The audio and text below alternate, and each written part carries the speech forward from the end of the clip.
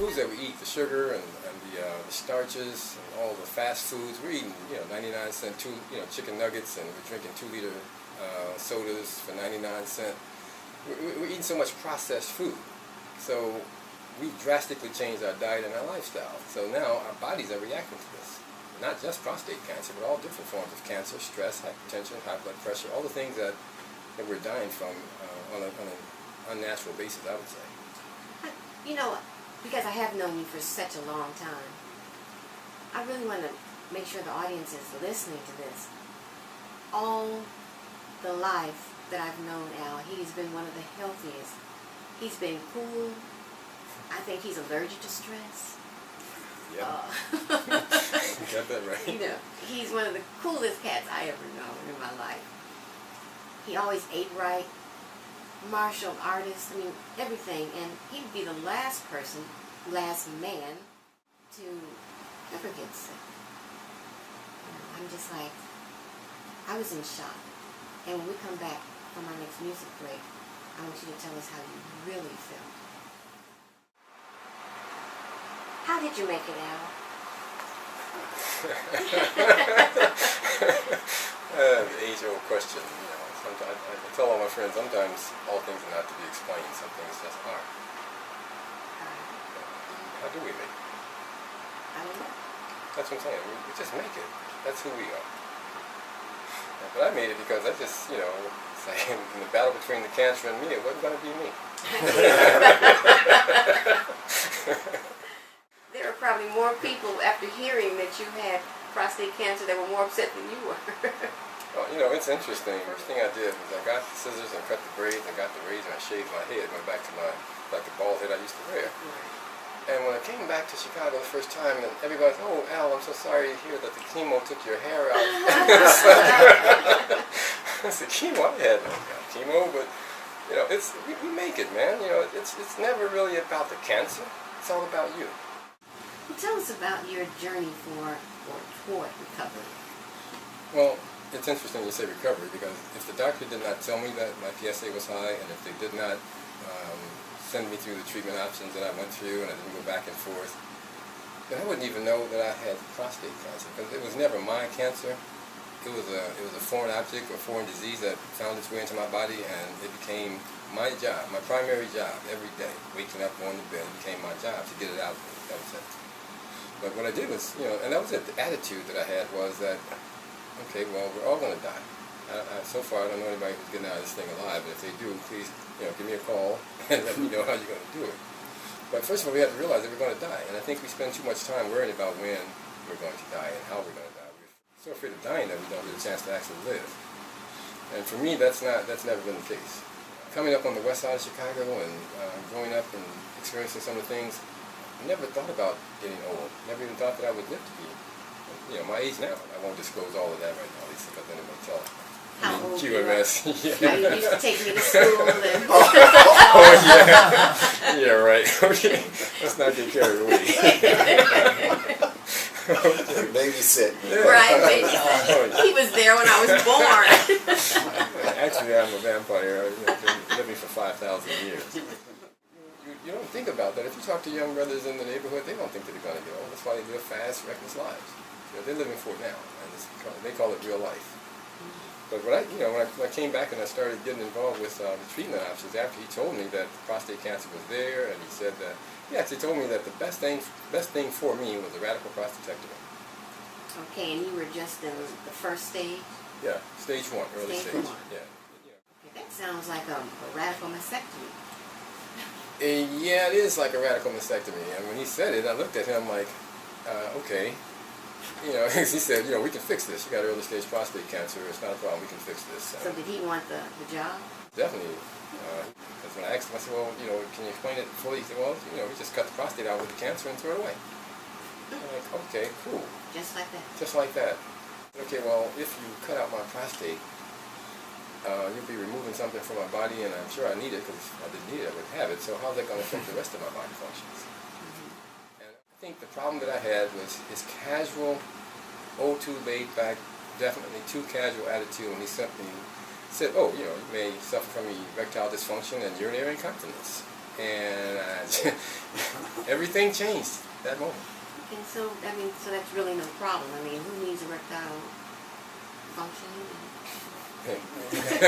Decapitors? Yeah, right. Okay. I want to tell you something, man. And I always give a disclaimer when I'm speaking to to brothers about the prostate thing and anybody else. But I always tell people, if you are wearing the pins, or if you have to, then I don't mean any offense to anybody. But I'll tell you something.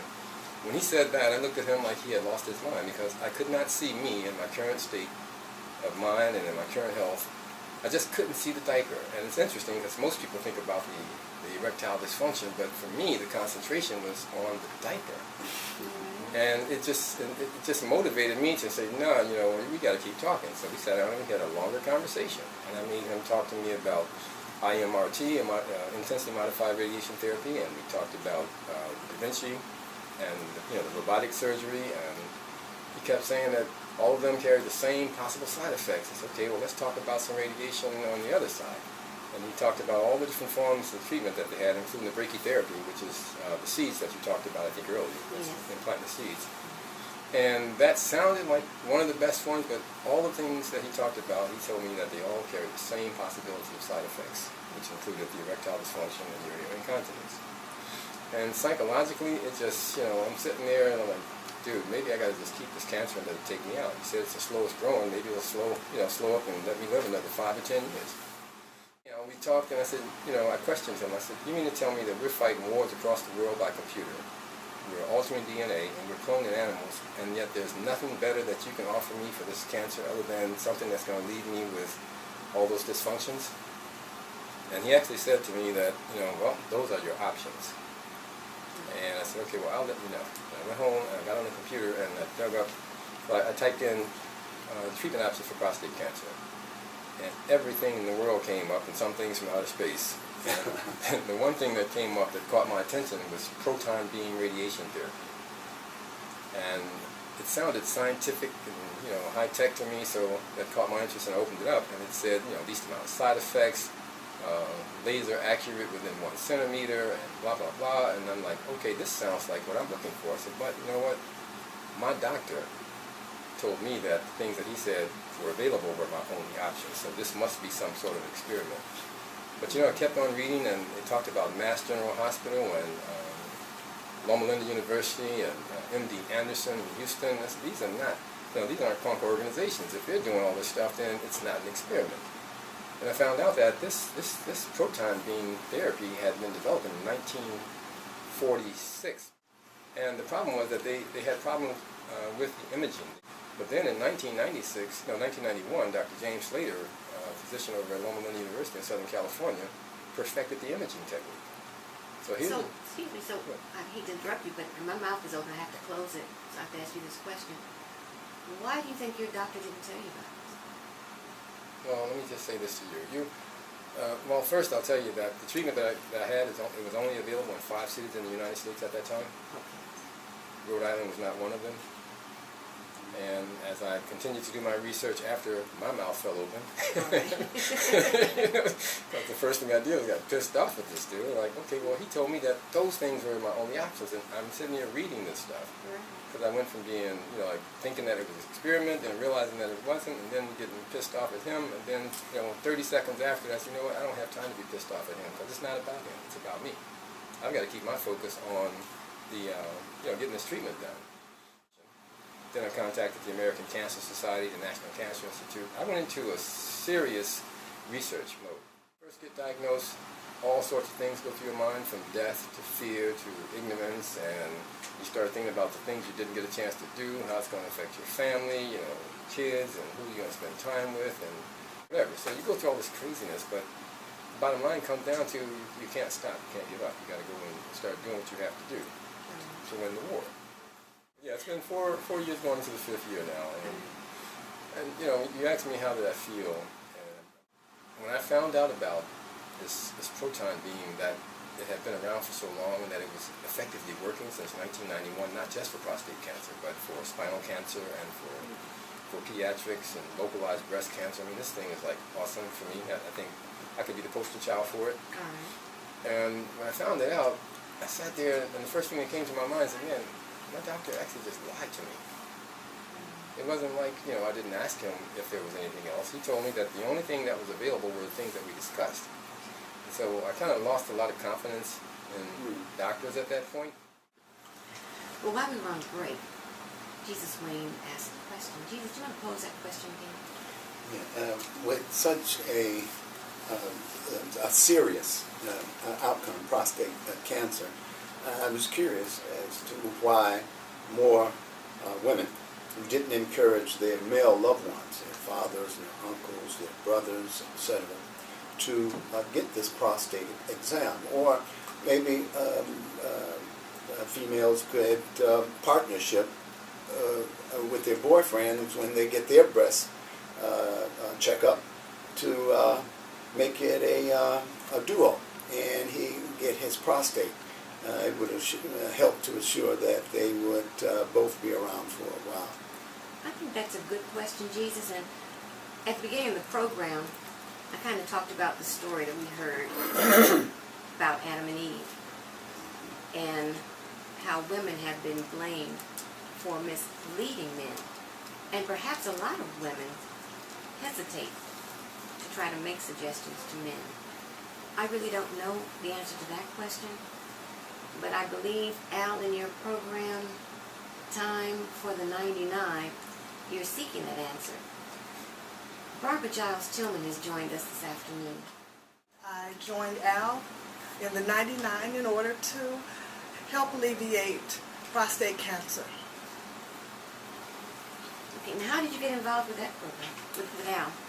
Well, I've known Al for over a year now, and I joined the 99 because I learned and understood that there are a lot of men, especially in the black community, that they're unaware of prostate cancer and how to be tested. Other than Al, did you know anybody with prostate cancer? I had a cousin down south who had the beginning of prostate cancer, but he was tested just in the nick of time, and it is curable because he tested early for it. Do you have an answer to Jesus' question? Well, basically, a lot of women, they barely know about breast cancer. So, in learning about prostate cancer, that is kept under the rug. I was under the assumption that well, most of the women I know, they're diligent about examining their breasts, getting their checkups, and I thought from this that they understood the importance and the severity of this of cancer, and I thought that they would share with them the importance.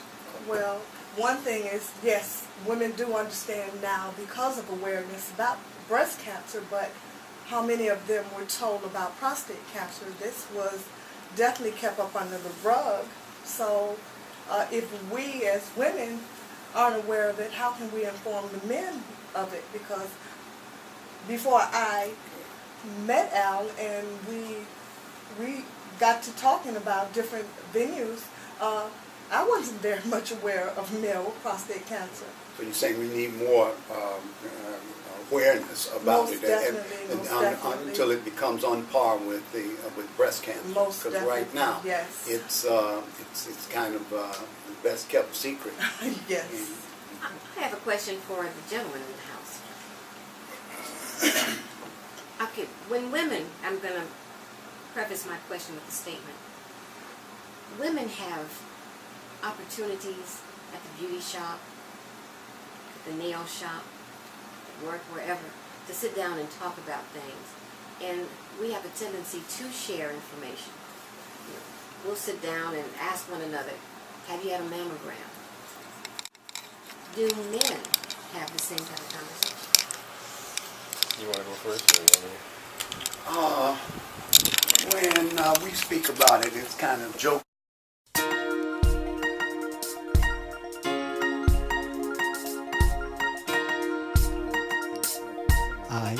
Let's represent. It's time for the 99.